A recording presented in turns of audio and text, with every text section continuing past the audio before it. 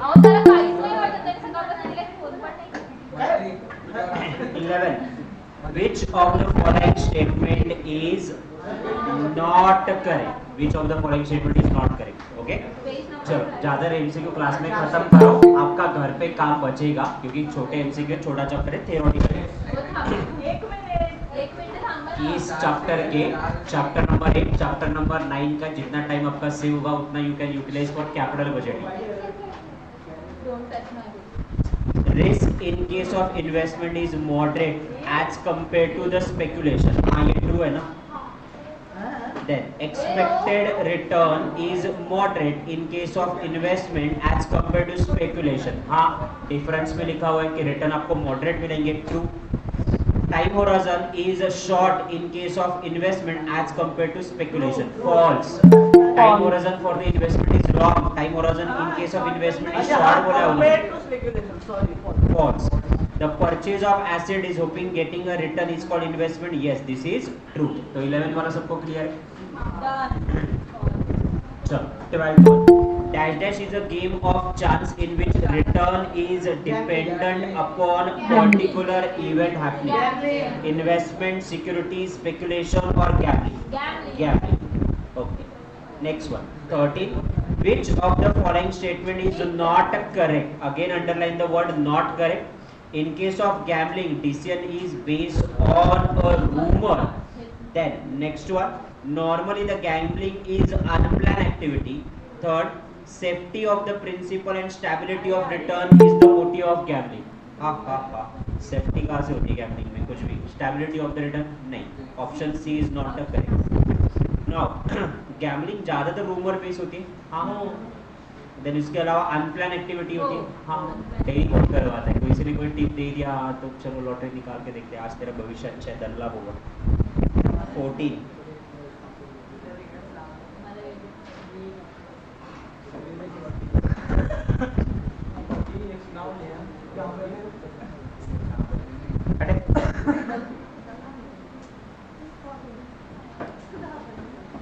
वक्त एक का जो पिला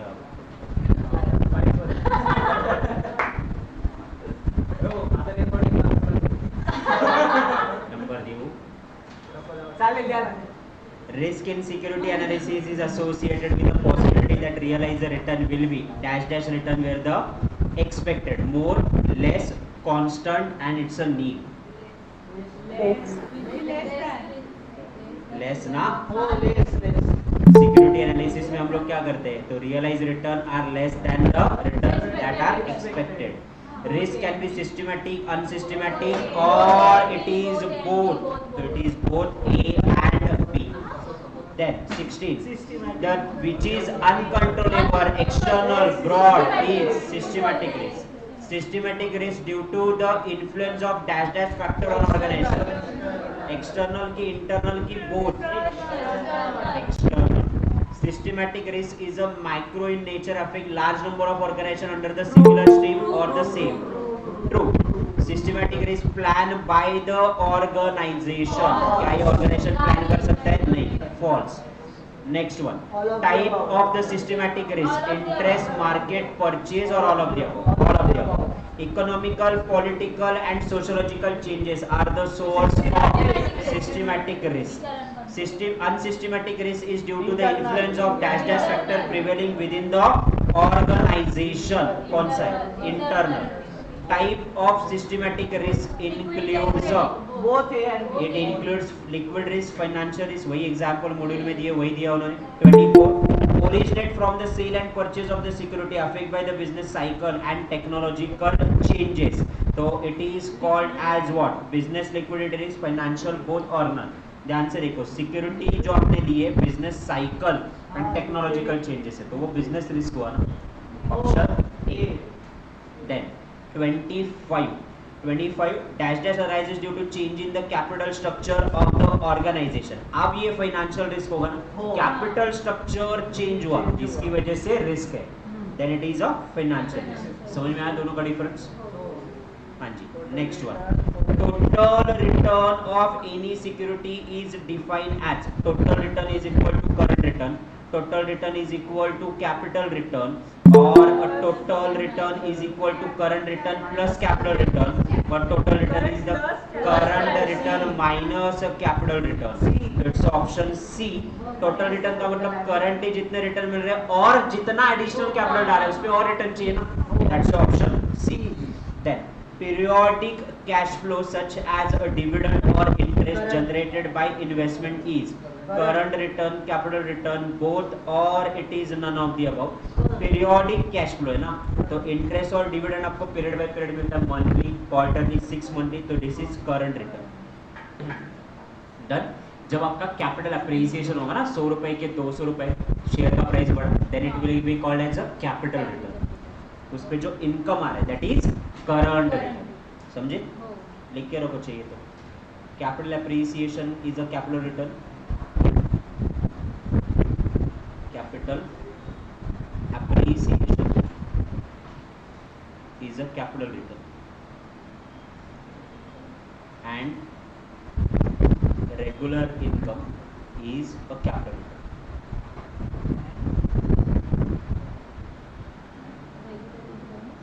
Regular income is current return.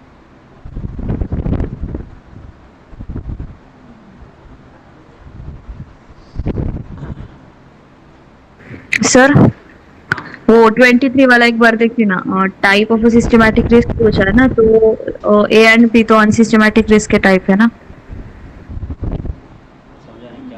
Systematic risk बोला ना उन्होंने. हाँ अरे नन ऑफ द अबव चाहिए वो.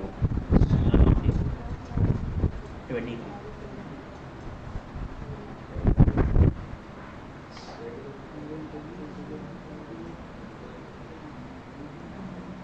पे आ गई. 28 dash dash is a price appreciation divided by beginning of the price of the asset. Current return, capital return, both, or it is none. अभी तो लिखा क्या प्राइस अप्रिसिएशन हो रहा है, then it is a capital return. और उस पे जो इनकम आता है, interest, dividend, that is current. हाँ वो बन जाएगा भाई. जेब लगा.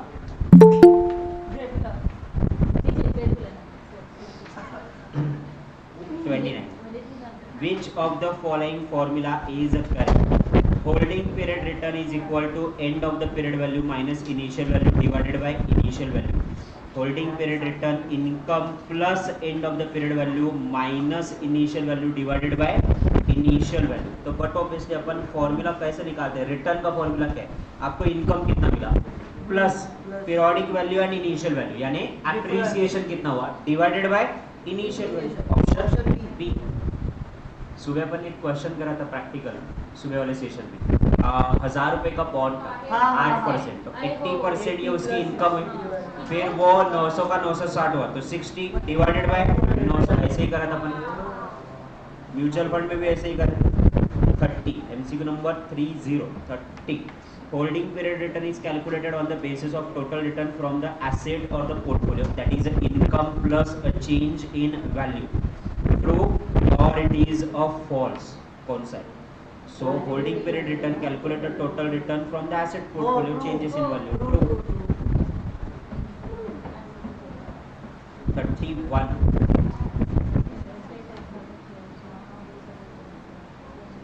आगे क्या?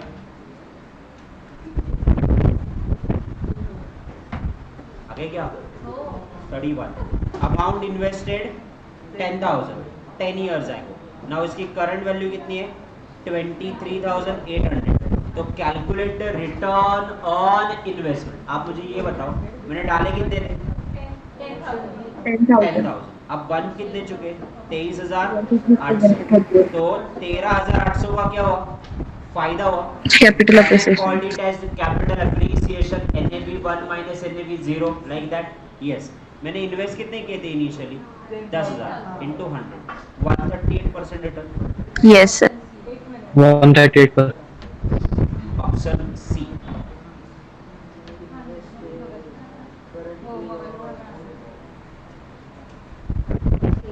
लास्ट टाइम बाकी भी इनकम थे, interest income and all that. इस बार कुछ नहीं है.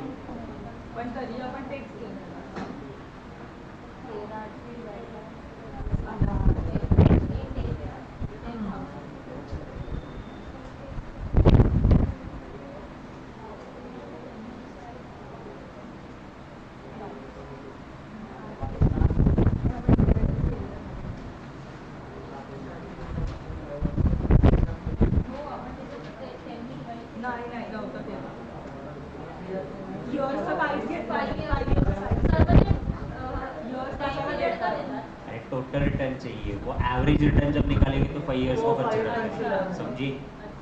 टोटल रिटर्न पूछा है। डन?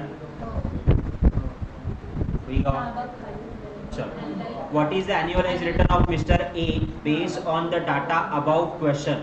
8%, 9.6%, 10% और it is 11%. अब ये annualized return कैसे निकालोगे आप लोग? तो ये कितने रिटर्न्स है आपके? 138%। ये आपने और कितने के लिए इसमें करे? 10%। तो 10% के हिसाब से कैलकुलेट करो, डिवाइडेड बाय 10 करो।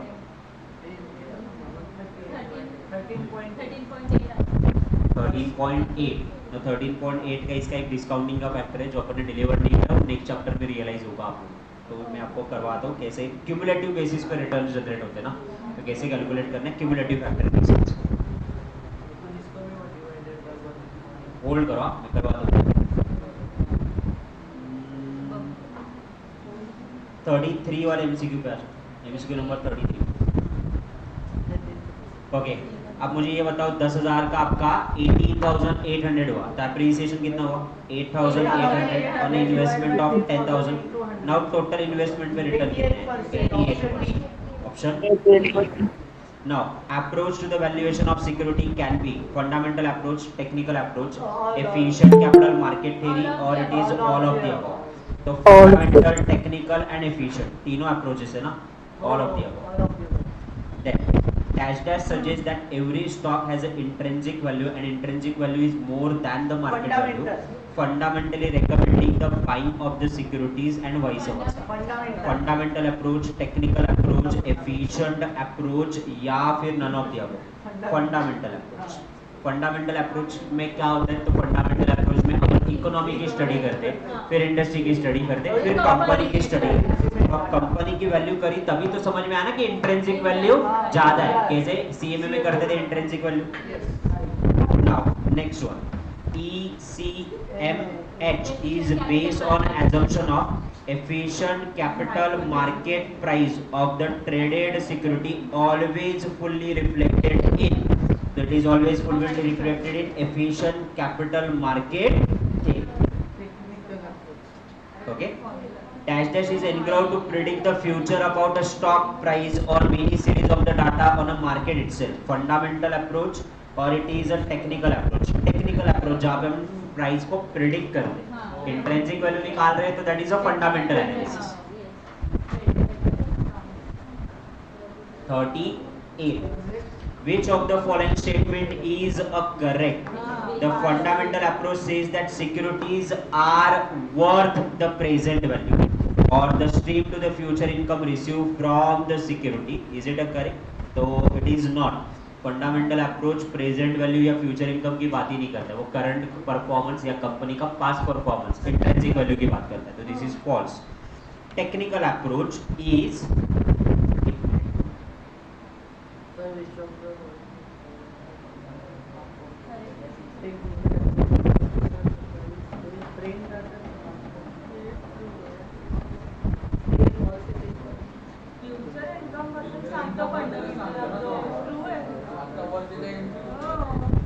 नहीं, ये करेक्ट ही है, वो फ्यूचर इनकम के बारे में कवर करिए ना, received from the security. Okay, technical approach is the asset that the price of the data should be studied regardless of underlying the data. Technical approach में प्राइस का trend दिखाया जाता है, yes true. Efficient market approach contain the share of the stock are generally worth whatever it is selling for. ये भी correct है, all of the above. Dash dash of the security denominating is value. It is called as a nominal value, book value, face value, market value, or it is a intrinsic value, face value, जो उसके certificate पे लिखा होता है। Money has a time value, true or false? True. Money has a time value, na? 41. The investor is seeking to hold the real value of intrinsic throughout the process. Value analysis, market analysis, price analysis, or it is a security analysis. अरे investor seek a intrinsic value through the security is a process of security analysis. Securities की real value ढूंढ रहे हैं ना intrinsic value से, it's a security analysis. Market analysis का मतलब क्या? बुक वैल्यू और मार्केट प्राइस का डिफरेंस. वैल्यू एनालिसिस का मतलब क्या? वो ईवीए वाला इकोनॉमिक वैल्यू है.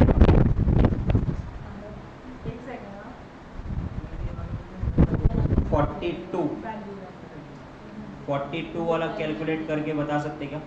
Investor holding 1000 share of right choice limited. Current rate of dividend is 5. Long term growth rate expected to be 10%. Expected rate of return was 19. तो find out the current market price of the share. Share की current market price निकाल सकते हो.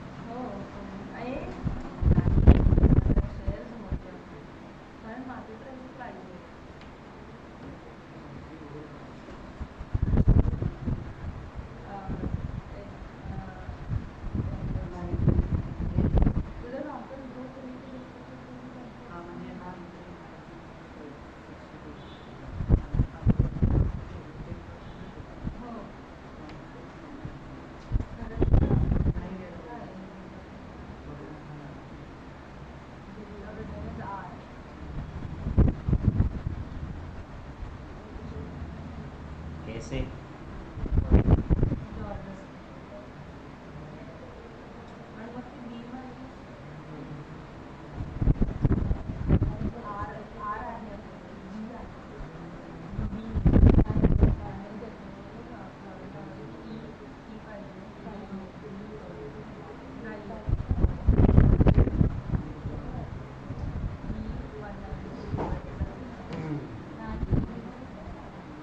करो ये अब आराम से, मेरे को बताओ. चलो 43 तक आ जाओ, करो बाद में आराम से. Fundamental analysis is the level of systematic process that analyze the overall internal and external environment of the company before placing a value of share. 2, 3, 4 और it is a 5. तो फंडामेंटल एनालिसिस में कितने एनालिसिस करते हैं? 3 analysis करते हैं ना. कौन सा? पहला इकोनॉमी, इंडस्ट्री और company. Level of analysis of the fundamental carried out before placing of the value. Economy, industry, company, all. If the country is improving the GDP growth rate, control the inflation and increase the investment activity, the chance of valuation of security shall be liberal. So liberal. Industry level analysis focus on economy, particular industry, particular company, or it is all of the above. Particular industry, why all of the above? Industry level analysis. Which of the following is not the assumption of technical analysis? Technical analysis का assumption कौन सा नहीं? Interplay demand and supply to market value. हाँ ये देखते अपन. Correct. Stock value trend persist into the reasonable time. True. Trend do not change as a result of change in demand and supply. ऐसे कभी होता नहीं. False. Option C. Dow Jones theory is given by Charles H. Dow और Chris H. Dow. H या K? दो है ना वहाँ पे. H या K? H.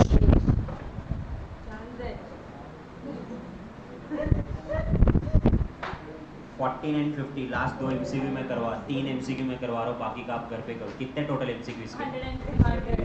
103. तो आधे तो मैंने करवा दिए यार. According to the Jones theory, the share price are a constant pattern over 1 to 4 years or 1 year or 1 to 2 years or 10 to 20 years. तो उन्होंने पहला वाला पूछा है, ध्यान से देखो वहाँ पे 4 to 5 years. Share price demonstrated over a period of time. Dow and Jones pattern theory can be primary trend, secondary, minor or all. Primary trend bullish, bearish, constant or none of the above. Bullish. Then Dow's theory is a main direction which the market is moving. Primary trend, secondary, minor और none of the above primary. Okay, ये बाकी वाले MCU करोगे जितने भी 50 बचे वो में। सर वो 42 का 57.79 57.17 हाँ 57.79 वाला फॉर्मूला वापरला. हाँ, और डिविडेंड अप्रोच ग्रोथचा फॉर्म्युला वापरला T1 divided by P0 plus हाँ हाँ डिविडेंड हाँ approach sir. 1 divided by P0 0 plus plus G into 100. into 100 this is वही वाला फॉर्म कॉस्ट ऑफ कैपिटल वाला। Yes, sir. डीपीएस 5.5. 5.50 क्योंकि ये आपका डिविडेंड पेड है बराबर P0 निकालना है ना। ग्रोथ रेट कितनी है? 0.10. 0.10 बराबर ना इनटू 100। P0 पता है क्या आपको? नहीं, फिर कैसे? नहीं कैसे? सर वो एक्स अज्यूम किया और ये के हमें दिया है ना. एक्स एज्यूम किया, यहाँ पे के कितना 9.62%, 9.62 हाँ 19.62 19.962 ना। Yes right. Yes, sir. Equation को रिजॉल्व करो, कैसे रिजॉल्व करो? इससे क्या मल्टीप्लाई करो, क्योंकि इक्वेशन बनने के बाद भी इक्वेशन रिजॉल्व करने में कुछ लोगों को दिक्कतें है। कैसे सॉल्व करोगे इसको? किससे क्या डिवाइड करूं, किससे क्या मल्टीप्लाई करूं?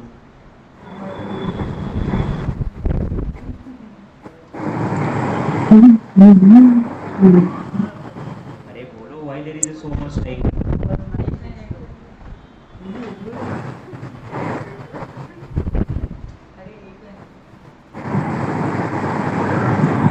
मल्टीप्लाई करेगा क्या? बोलो ऑनलाइन वाले। हाँ सर 0.1962 x बोलो x इज इक्वल टू 5.50 5.0 और ये 0.10 का क्या करेगा? तो होल ब्रैकेट मध्ये ना तो क्या करेंगे? ये का लो या यहाँ पे हाँ left hand side already cancel हो जाएगा ना परसेंटेज में। सर बट वो तो प्लस से सर मैंने वो 0.1962 से माइनस किया सबसे पहले 0.10. इधर प्लस है ना तो उधर जाके माइनस हो जाएगा. एग्री? वो 0.0962 आता है. तो उससे 5.50 को डिवाइड कर दिया। हाँ तो वो आता है आंसर 57.17. ये वाला यहाँ पे गया, ये एक्स ऐसे के वैसे ही रखा हुआ है, तो ये आ गया आपका 0.962 बराबर।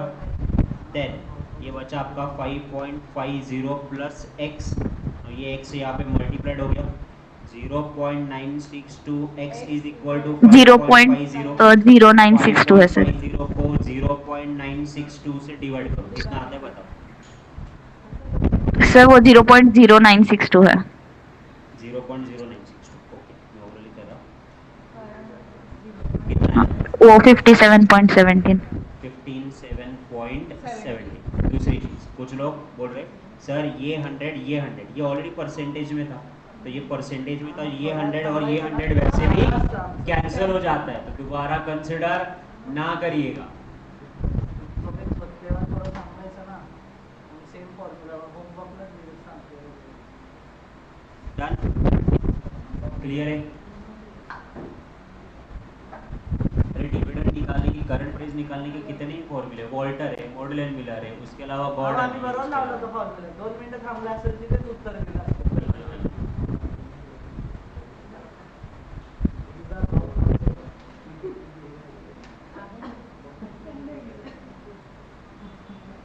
डन? यस सर लग गई?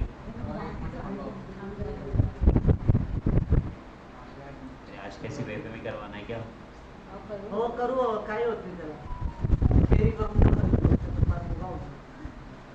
ईवीसी लॉस है का? तुम्हाला स्वप्न सांगू शकतो.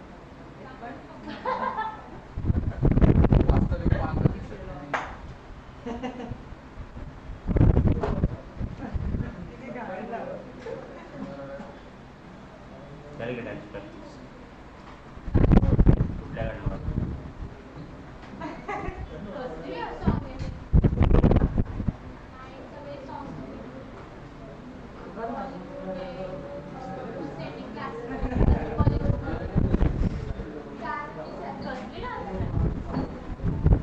माहिती कुठे जाऊन नाचते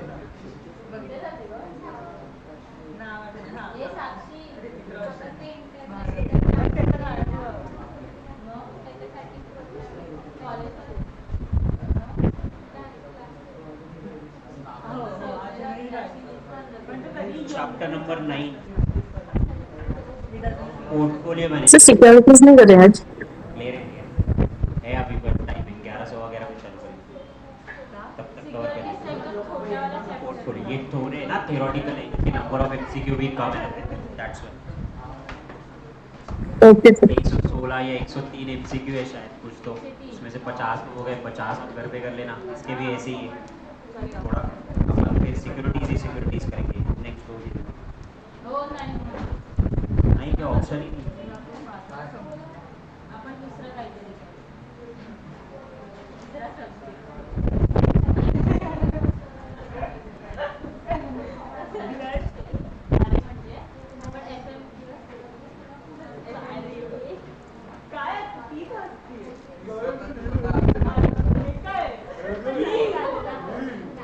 सीएस में आए हो तुम लोग 1 घंटे के ऊपर थ्योरी नहीं करते कैसे प्रोफेशनल में सब कुछ थ्योरी है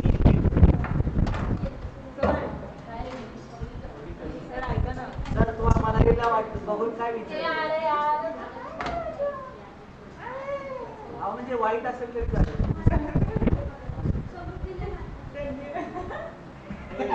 हे बघ हे. बघ ना चला पोर्टफोलियो मैनेजमेंट सर सर एक दोन मला आता कळलं का पाय तुटलंय सर 3 मिनिटाचं ब्रेक नहीं रे portfolio management what is portfolio management आप एक जगह पे इन्वेस्ट नहीं करते एक जगह पे इन्वेस्ट करोगे तो रिस्क रहेगा तो आपके पोर्टफोलियो को हम लोग क्या करेंगे मैनेज करेंगे राइट कॉम्बिनेशन में ताकि वो reasonable return they at a reasonable risk the portfolio management is a art and the science of making the decision about a investment mix and a policy matching investment to the objective asset allocation and balancing the risk against the performance. Read करो एक बार.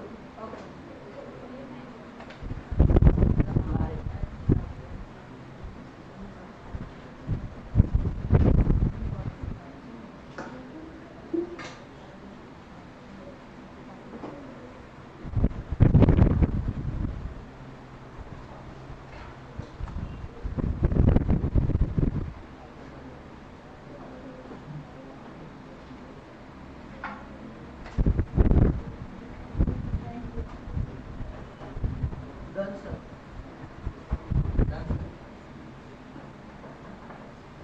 Portfolio management is a art. ये word highlight करो. It is a science. ये word highlight करो. Art and science of what? Decision making. Decision making It is a art and science of decision making of investment mix with a balanced risk. ये keyword याद रखो. Art, science, decision making, investment mix of a balanced risk.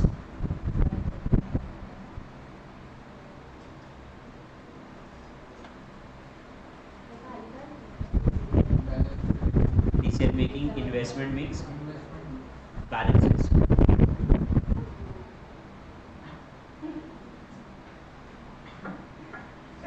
Done sir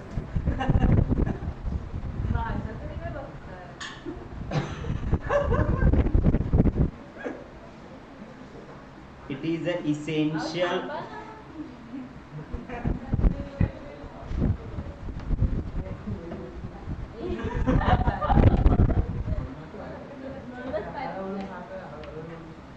हो काय ऐशी विदेश मला होतं तसं मी पायावर It is a essential functions of the finance manager, and portfolio management refers to managing the efficiently the investment of security by diversifying the investment across the industry line and the market type. So portfolio management का main function क्या है? Diversification. It is a main function of diversification. सिर्फ IT sector में पैसा मत लगाओ या सिर्फ बैंकिंग सेक्टर में पैसा मत लगाओ, सब जगह पे थोड़ा थोड़ा लगाओ. Then portfolio analysis. Portfolio analysis is an analysis of the pattern of return enacting from portfolio securities. The number of securities that absorb in a proportion of the total number of investment. So portfolio analysis का मतलब क्या कि अगर मैं थोड़ा gold में invest करूँगा तो मेरे को कितने रिटर्न मिलेंगे, कितना रिस्क होगा. थोड़ा मैं गोल्ड की जगह अगर मैं किसी IT कंपनीज के सेक्टर में लगाता हूँ तो मेरी पोर्टफोलियो पे क्या असर होता है, कितना रिस्क बढ़ रहा है और कितना रिटर्न प्रोपोर्शनेटली बढ़ रहा है. तो अपन कॉम्बिनेशन अल्टरनेटिव चूज करेंगे. That analysis is called as a portfolio analysis. Coefficient of correlation, ये मैं आपको कल प्रैक्टिकल क्वेश्चन में करवाऊंगा. अपन ने रेगुलर वाली क्लास में करवाया कैसे कैलकुलेट करना है. Coefficient of correlation is a measure of design to indicate the similarity and dissimilarity of the behaviour of two variable. If the coefficient and correlation between the two securities is less than 1, then the perfect negative correlation is exists. If the correlation coefficient is a 0, then the result return is independent of the one another. If the return on the two securities are perfectly correlated, the coefficient will be a +1. Perfect positive correlation said to be exist.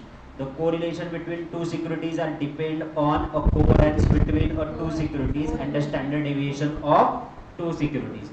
ये mark करो क्योंकि इसमें theoretical DCN आ सकते हैं या practical question आ गया तो अब कोरिलेशन रिग्रेशन वाला प्रैक्टिकल क्वेश्चन बहुत रेयरली एग्जाम में आएगा. बहुत लंबा चौड़ा कैलकुलेशन होगा, एमसीक्यू बेस्ड है.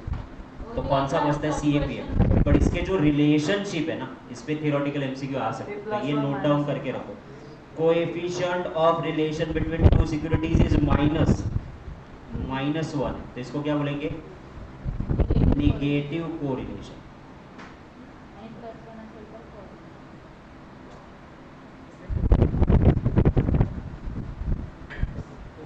ओके, 0 आएगा. ओके, तो इन दैट सिचुएशन ये इंडिपेंडेंट है, ये एक दूसरे पे डिपेंडेंट है ही नहीं. इंडिपेंडेंट प्रोजेक्ट है ये, एक प्रोजेक्ट दूसरे प्रोजेक्ट पे डिपेंड नहीं है. एंड +1 आया, then it is a positive correlation.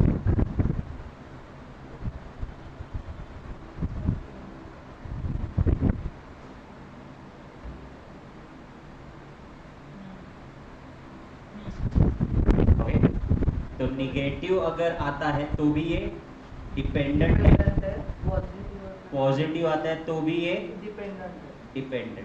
But 0 है तो एक दूसरे पे डिपेंडेंट नहीं, इंडिपेंडेंट प्रोजेक्ट. ये हो गया क्या, लिख के ऑनलाइन वाले.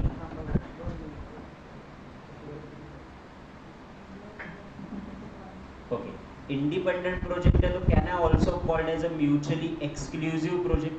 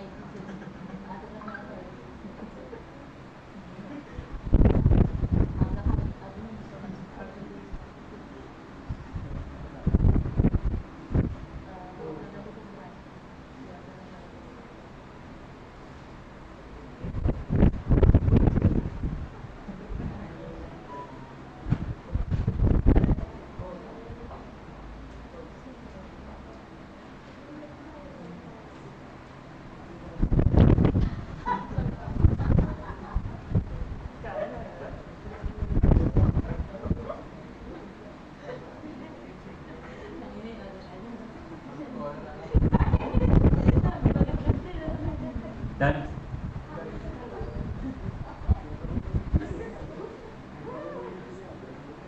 CAPM मॉडल पे आ जाओ, बाकी मॉडल अभी मैं डिस्कस नहीं कर रहा। CAPM मॉडल आप लोगों को पता है।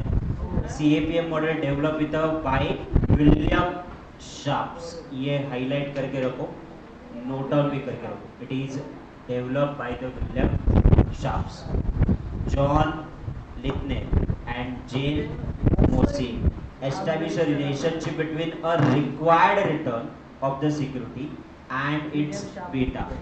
Beta is known as non-divisible risk। बहुत छोटे छोटे पॉइंट है बट इम्पोर्टेंट है। बीटा ये क्या है? तो बीटा ये रिस्क है और ये नॉन डाइवर्सिफाइबल रिस्क है, यानी ये रिस्क को आप अवॉइड नहीं कर सकते। नाउ ये मेजर कौन करता है? Beta. Then portfolio standard deviation is a good indicator of the risk. Thus, if adding a stock portfolio increase the standard deviation, it add the risk to the portfolio. The risk is undiversified risk that cannot be eliminated, and beta measure the relatively risk associated with the individual portfolio in relation to the risk of the market portfolio.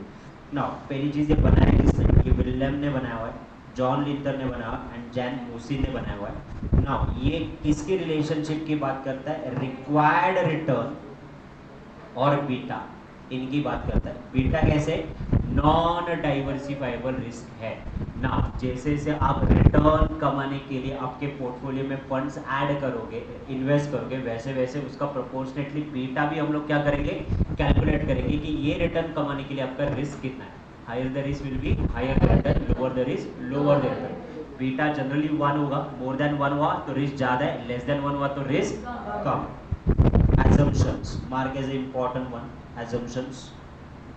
Investor are the risk averse and use the expected rate of return and standard deviation of return as appropriate measure of the risk and the return of the portfolio. तो investor risk and expected return इनका combination decide करना है. That is called as a CAPM model portfolio analysis. Return की अगर मैं बात करूँ तो investor decision is based on for the single period transaction cost either absent और लो, यानी no transaction cost. Then period, एक ही पीरियड का अपन बात करेंगे।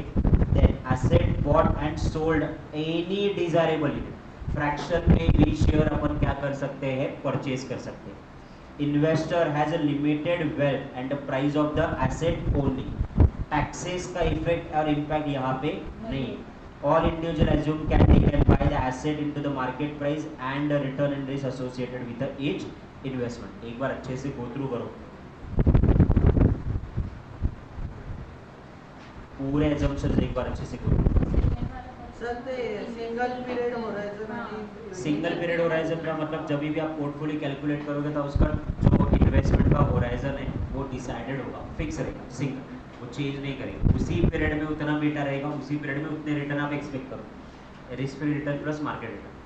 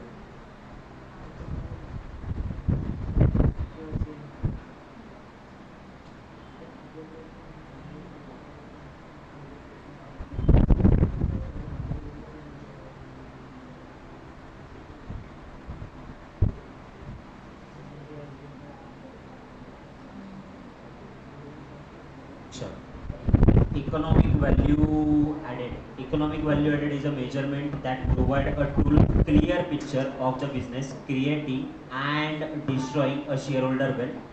Now, EVA is the ability to earn more on a true cost of capital. ये अपन ने already accounts में भी कर चुके हैं. Net operating profit minus taxes minus cost of capital. Economic value added आपका क्या होना चाहिए हमेशा? Positive होना चाहिए. तो ही economic value addition होगा. बेसिक क्वेश्चन देख लेते हैं. इसका जो भी प्रैक्टिकल वाला पार्ट है ना कि कोरिलेशन कैसे निकालना है, स्टैंडर्ड डेविएशन कैसे निकालना हुआ है, ये अपन कल वाले मॉर्निंग सेशन में करेंगे. उसके बाद उसके जो आगे के प्रैक्टिस है वो भी अपन कवर करेंगे. सो फर्स्ट वन, ये अभी जितने हो रहे उतने करो. As a increasing number of stock in a portfolio, the systematic risk is likely to remain a constant or increasing or decreasing rate or decreasing or decreasing rate or decreasing at a increasing rate. Constant. It remain a constant. Then next one, a company's buy security and dilemma regarding the price paid. The reply regarding the rate of return help to calculate the aforesaid. If you are informed the security standard deviation is 6%, then correlation regulation is 0.6, standard deviation 5, and risk-free return and market folio is 12%. Calculate कर पाओगे कि कल करेंगे? तुम्हीच बोलले ना practical उद्या घेतोय म्हणून आम्ही नहीं, बट आपको याद है कि नहीं? पूरा काय CAC थोड़ा सा भी. आहे ना CAPM आहे ना CAPM कहाँ से? Risk-free return, market return, standard deviation. हा उद्या घेऊ ते आता. बुकमध्ये बघून करता नाही. मेरे दिमाग में है ही नहीं सॉरी. यानी अभी आप सिर्फ थ्योरेटिकल एमसीक्यू करोगे. Security market shows the relationship between expected rate of return and beta, or expected return or diversified unsystematic rate, realized rate or beta. Expected return and beta ना किया था. हा एक्सपेक्टेड रिटर्न. क्या कर रहे हैं? कल करने का तुमको एमसीक्यू नहीं हो रहेगा. स्टॉप करना है. ठीक है. 5 मिनिटाचा ब्रेक लेते हैं. वैसे भी हाँ, सर, कल करते हैं. तो उसके कोई फायदा है नहीं. तो will stop over here. Have a break, then अपन सिक्योरिटी चालू करेंगे. ओके. ये 50 एमसीक्यू तो करोगे ना आज घर पे. इसके अलावा क्या करोगे? 50 ही एमसीक्यू है और क्या? और EBCA चं करायचं जरा. तुम्ही आता शिवम सर चालले ना मग काय? शिवम